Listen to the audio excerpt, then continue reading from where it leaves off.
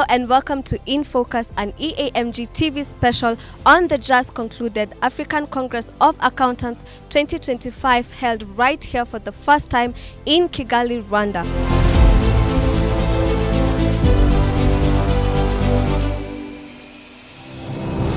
Hosted by the Institute of Certified Public Accountants of Rwanda in partnership with the Pan-African Federation of Accountants, this 8th edition of ACOA 2025 brought together over 2,000 delegates from over 65 plus countries under the theme Creating Value for Africa. My name is JD Odinga. Over to my colleague Amanda.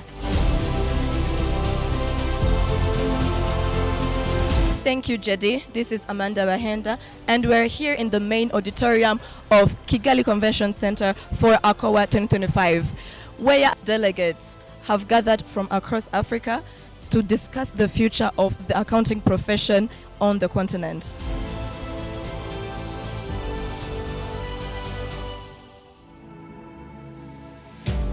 Over the past few days, this stage has hosted a series of topics ranging from technology in accounting, cybersecurity, data protection, AI, and many others. So you get your audit work or your accounting work, and that becomes your life at home.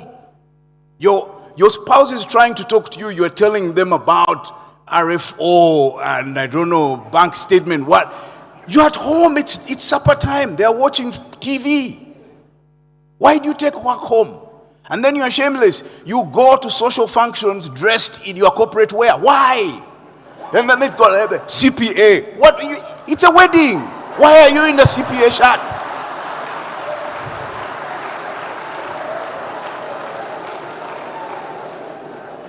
And then, so we have all these ridiculous titles: pastor, apostle. When I was thinking about it, I said, so guys from the porn industry should be talking about this as SS, superstars, or sexy siren. Yeah, everybody needs a title. Why are we burying our identity in the work we do? The question I will ask you repeatedly, who are you?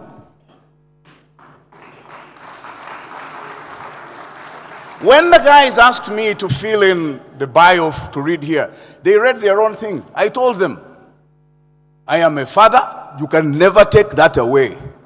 That's true, tick. I love running, you can't take that away. My current priority is looking after my health. So if you ask me what I do, it's taking care of this body. So I don't even have a title. If you look at there's nothing. So I was looking at all these great professors. Theodora is probably a loving mother, a fantastic wife, but they're buried in research of financial, I don't know what. Why, Theodora? Why on earth? Don't you have another life? You're probably a funny guy. You're probably a loving sister. Please give yourselves some space to emerge as who you are. The question about if you know, a component of if you know is a typical metric we keep track of is how long the hacker has been on your system. So the average time a hacker is on a system is 200 days before the incident. So 200 days, the hacker has been on your system, they're looking at how it works, they're looking at all the approvals, they're looking at all the chains, and once they have sufficient information is when they pull off the attack. So many times we make the mistake of going back to the incident and trying to find the hacker, yet he has been on the system for 200 days. The famous or infamous Sony hack, remember the Sony hack maybe about a decade ago? PlayStation. Yeah, the PlayStation system. The hacker had been on the system for 6 years, just observing, siphoning information, 6 years. There was a famous hack in the Department of Personnel in the US. The hacker had been there for three years.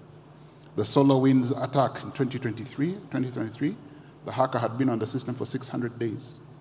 So, like I said, it's difficult to know, and that's why we talk about collaboration and putting many of these policies and systems in place.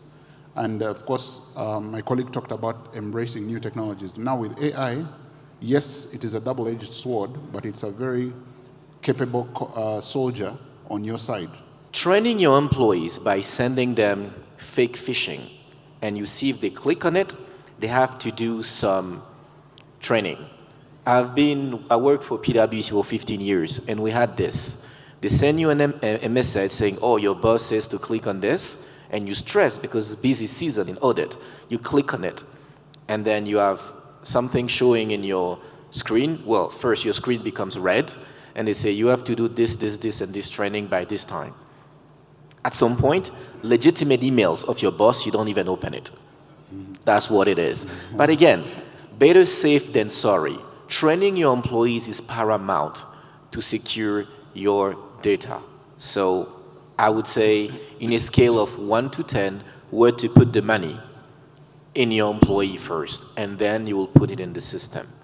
Because even though you put it in the system, you will still need to train the employee so they use those systems. In our system in the East African region, we've got what we call Budget Appropriations Committee in Parliament, which helps to ensure that the budgets that are being proposed by the executive are in line, as Honorable has said here, with the broad plans of the government, so that everything is tied together in tandem.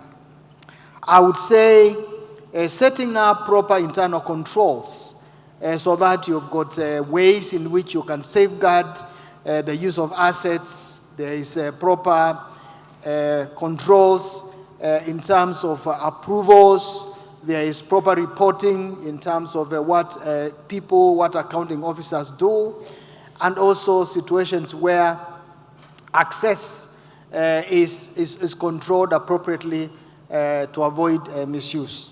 Obviously, as I've indicated, the reporting framework and the accountability framework in the country in terms of what has been done, and I would like to look at this from an accounting point of view, where in the accounting profession you have got something called management accounting, where you prepare management accounts to be able to support and help management to look at what has been done, how does it compare with what was intended, and is there deviation, which accountants call variance analysis. I would say that is very important.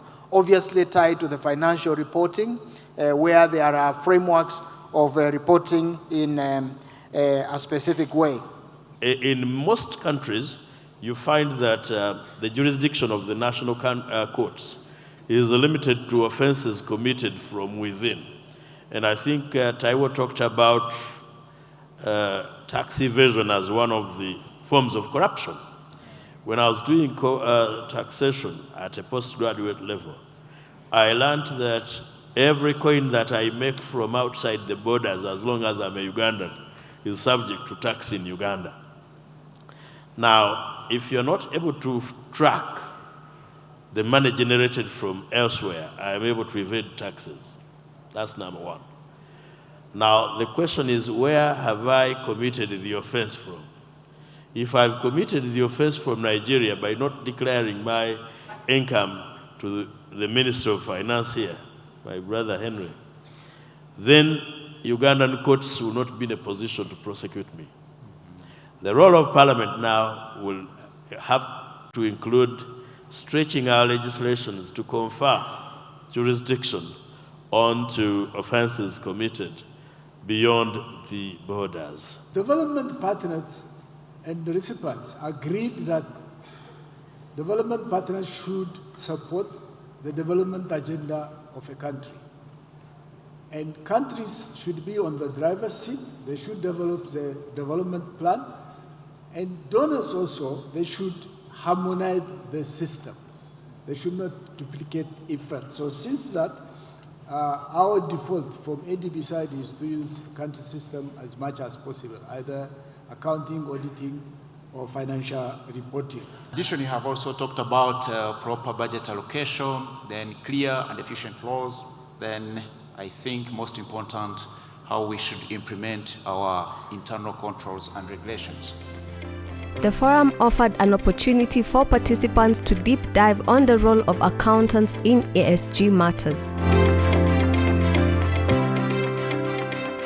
What we are doing in our research is trying to look on how sustainability issues are actually integrated in our accounting curriculum, both for the higher learning institutions, but at the same time for our 3 professional boards in Tanzania, Kenya, and Uganda.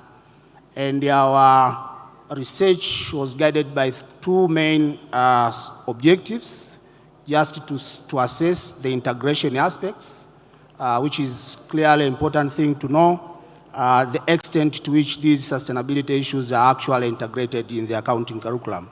But the second thing is on what are the factors or what are the issues which actually facilitate or limit the integration aspects, which we can now design the intervention strategies. My team has been working on understanding how governance and accountability has been embedded in sustainable forest management. And it's using the case of the REDD+ implementation. Essentially, when we say the REDD+ implementation is reducing emissions through deforestation and forest degradation.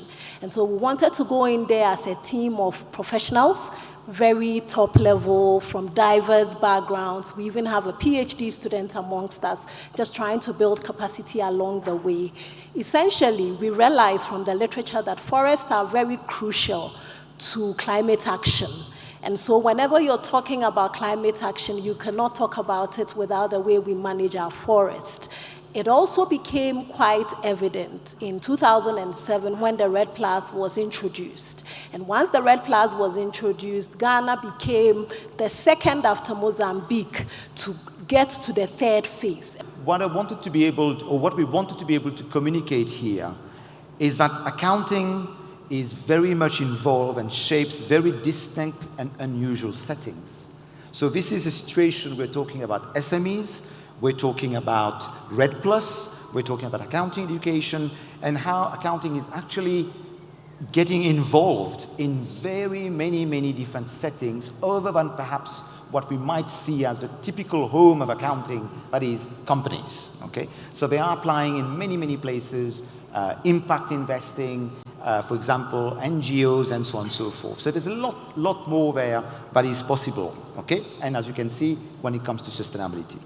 However, and this is the slightly cautionary tale that I have, is the research findings, albeit initial, suggest that accountants, as we know it by our own norms and architecture of accounting as we know it now, is not to be taken for granted that users on the other side identify us as the solution to these challenges.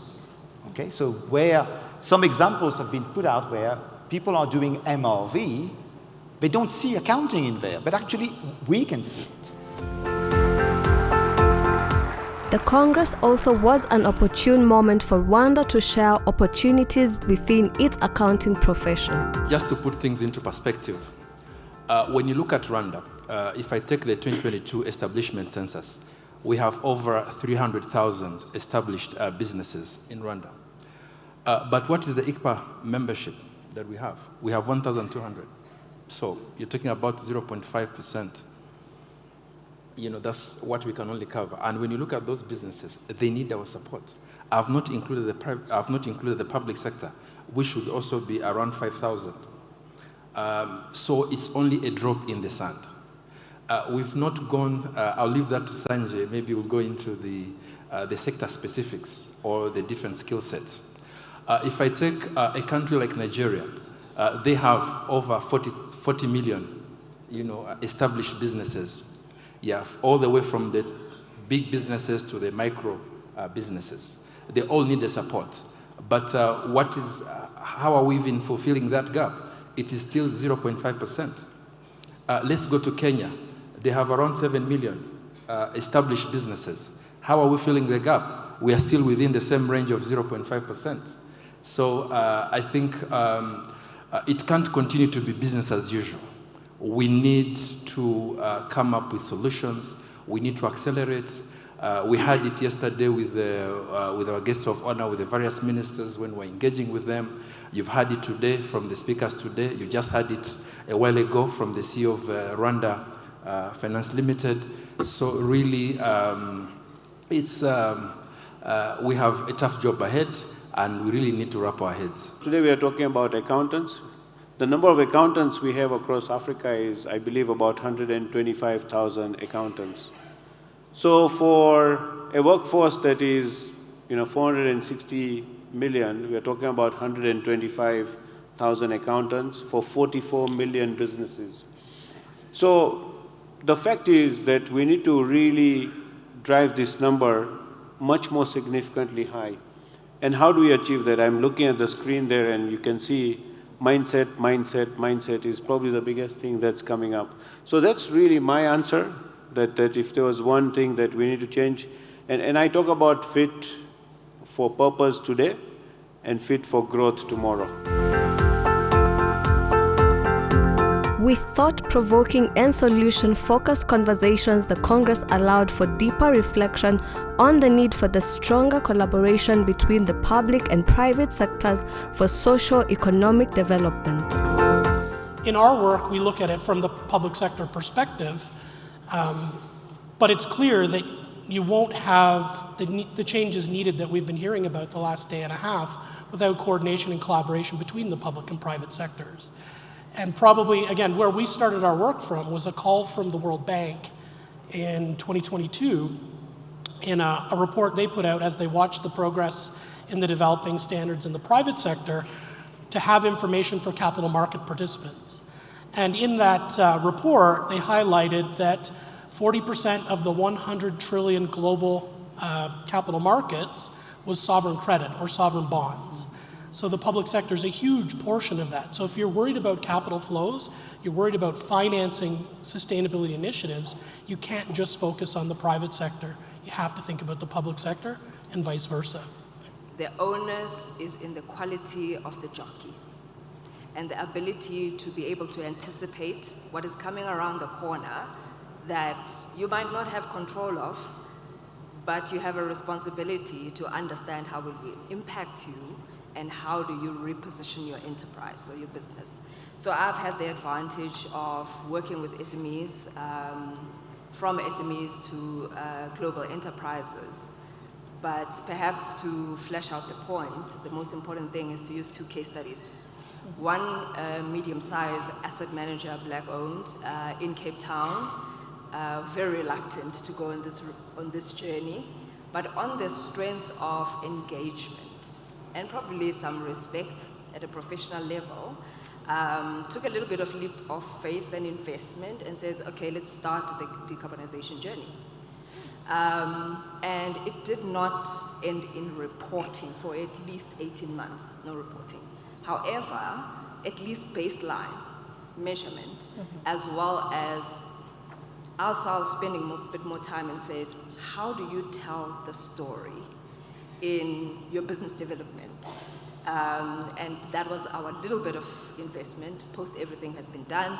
Come year 2, we're doing a reassessment. We haven't set any targets yet. We're understanding the information. We're cleansing the data, and we are observing the stretch from internal. A lot that is happening in the sustainability area. I think one of the big ones that came through was around the funds that the country has been able to unlock from IMF, over $300 million plus, which is quite incredible. So as the professional standards body in Rwanda, we are privileged to be within an ecosystem that is really moving towards the sustainability. There's no way we would have that roadmap development tool if we didn't learn from all of the roadmaps that were built and developed on the African continent first, including Rwanda. And then the second thing I wanted to say, even though I have also joined in voicing my praise for Germany's support, I want to say that what I like about that support is it is not a I will tell you what I know support. It is a support that says, here I am, I really think this is a great idea, I want to support it, how do I support you? What do you need? Where are your gaps? And how do I help you secure expert advice to fast track this process. It's not that you could not have done it alone. Yeah. You could have. Yeah. But you were faster and you made less mistakes than Nigeria. And I cannot tell you how many iterations of the roadmap we had from Nigeria. Every week for a year, we were looking at a different iteration. It was a very painful process, but it informed everybody else. So, and that is the reason why at the ISSB, we always call out Nigeria, because they had no support and they did it. But just how is the accounting profession evolving? What is the future of the accountant? So what we have seen in advisory, accountants are advising SMEs on how to digitize their operations. So really coming out of the traditional model, accountants are teaching SME to really walk into the digital world, which is around them, and help them digitize their operation and structure financial system that supports scaling and investment readiness. So the accountant is becoming more an advisor than before. Accountant guide firm through blended finance, it is now more difficult now to mobilize grant. So for mobilizing fund, you need to be able to align different type of funding. So accountant need to be able to advise the client to have this type of approach, and also ESG-linked investment. Very important to be aligned with the ESG requirements, and the advice will come from accountants to ensure compliance while unlocking new capital. We have been using things like robotics process automations. We have been doing a lot of big data innovations. We have dabbled into a little bit of blockchain with the intention that we help the members self-serve. Because if we have a database of around 2 million members and we only have around 20 branches across the country, it's not possible to able to get all those people. So what you do is you organize yourself in such a way that you allow the members to self-serve, and in that way they're able to get all the services they need. At the same time, you also make it seamless that people who interact with you, the suppliers, also have the ability to have a seamless, straight-through process when it comes to dealing with you. Though that's the direction we have taken. In Nigeria, if you're a professional accountant or a professional tax professional in Nigeria, through different channels, we have the training platform where we train these members, and we train them to the extent that you don't compromise the standard. You also maintain the ethical standard that we preach anytime we are. Currently, in the Institute of Chartered Accountants, we introduce what we call Accountability Index. The Accountability Index is a platform where we assess the activity of government or the state government. We have 36 of them, including federal government. There's a platform that accountant has put together in order to maintain the ethical standard and make sure to put all the government into book. Let your people know what you are using their money for. So ICANN has been able to do this, present this, and we rank them according to their numbers. Anytime we visit, we present some of these accountability index to them for them to know how they manage the public fund. The Congress also featured powerful conversations led by CEOs and delegates from across the continent. They explored key topics such as empowering Africa's workforce, strategies for inclusive growth and development, and driving sustainable development and climate action to boost capital flows in Africa. This session sparked inspiring ideas and bold strategies for Africa's future. I think that the challenge we have for all of us as Africans is that the world is changing and we need to change. We have to deliver differently for our people, for our economies. We need to look differently at how we need to industrialize, we need to trade more, we need to invest more. And that will require a shift in how our economies look like today. It's going to require a shift in the capital that we attract today. It's going to require a shift in talent. So I think the call here is that, each of us in our industry, that will translate into something. We've heard from financial services. BRD is one of our bolder financial institutions in this market, but also as a development bank, having to find workarounds in terms of how can you attract capital both globally and domestically.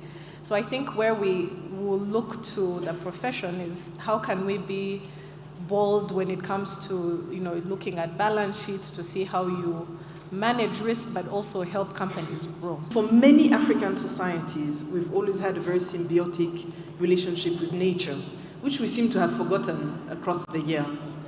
And I would say the angle that Rwanda uses is to say, we will do sustainability, we will do climate, we will do green, not because it is sexy, but because this is something that our ancestors used to do, where we're able to grow while not destroying our environment and protecting our environment. And I think it's very important that we anchor any initiative in that belief. Because if we do compliance, if we follow the standards, if we do all that we do, just because we want to satisfy external pressures, very soon we may be very disappointed if you've watched CNN and BBC recently. But if we do it for ourselves, and we do it because we believe that these are real risks that our communities are facing, as mentioned by Minister Tessie, then we have the impetus to continue to do what is right. From the perspective of the Capital Markets Authority, we need, as regulators across the continent, especially where we have the power, to exercise the power by establishing some of the standards, adoption, aligning standards that are needed. We need to push for adoption of ISPB standards because they provide some level of benchmarks. They provide a commitment to disclosures to issuers, and also they provide some level of consistent and proper feedback to the investors. So I think in response to, the first two questions is to say, I think one of the things that has people hamstrung is when you look at sustainability and how broad it is. If you say, I want to do everything, and I want to do everything in one go and get it all done, it's going to overwhelm you, and it may not necessarily have the appropriate impact because not everything necessarily applies to your particular entity. So I would say first, streamline that, prioritize what are my high impact goals and metrics, and focus on those for a start. And I think the other thing is people want everything to be perfect before you implement something. So you want literally all the stars to align. You want everything to be perfect. You want to be doing everything right in your organization in terms of sustainability before you start reporting on it. But I say, don't wait. Start from where you are. Each country's journey is different. It's good to have countries like Rwanda, Nigeria, South Africa, where the public sector is on board. But even if you're in a country where that has not happened, you as an entity, you as the accountant, can be the one that makes that difference for your particular entity, and that can spur on the public sector to also take action.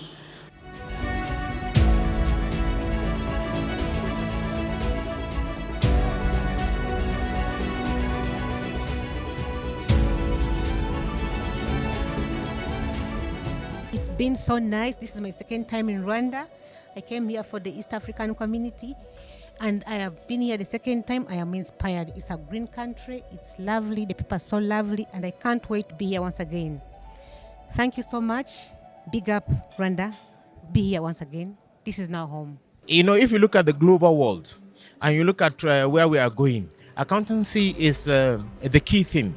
About in any business you do, you're talking about finances. You are talking about what do I do to get more finances? What do I do to put potholes into where the leakage is, where you spend money abroadly. So I'm advising the youth to become into accountancy. It gives you that feeling of fulfillment. It gives you that feeling of that integrity. It gives you that feeling of helping others, and it gives you that maturity of saying that I'm building something for the future. Interesting discussions centering around sustainability within the continent and how we are, pursuing as a continent.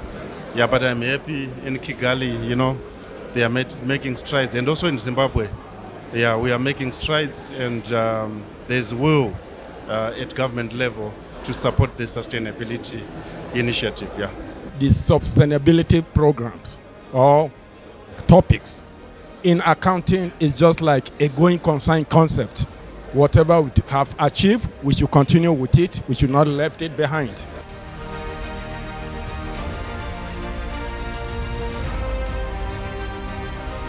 ACOA wasn't just about the session, it was also about the experience beyond the auditorium, where delegates enjoyed a variety of refreshments. The refreshment area quickly became a networking hub where meaningful conversation continued and new professional relationships were formed.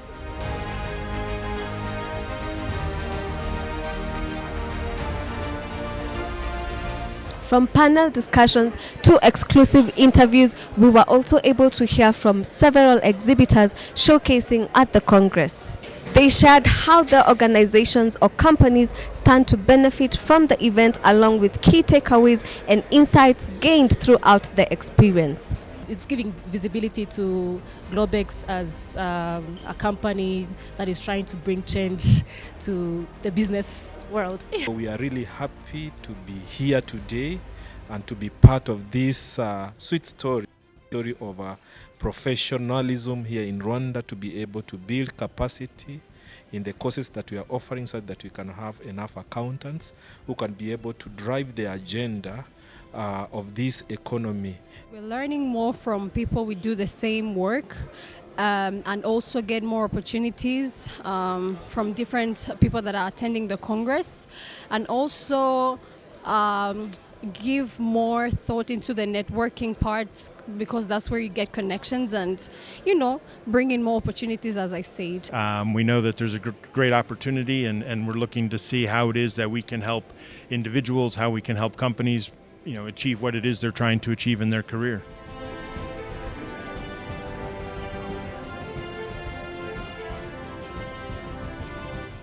A powerful highlight of ACOA 2025 was the Women's Forum, which brought together inspiring leaders and professionals on the continent. The forum championed the advancement of women in accounting and financial sectors, spotlighting the themes of leadership, mentorship, inclusivity, and breaking barriers. I would love to see a lot of women being elevated in their organizations, a lot of women being heads in the accounting sections, and big organizations, whether they're big or small, at least recognizing women, because I know we can do it. Having heard from the various women, I feel elevated.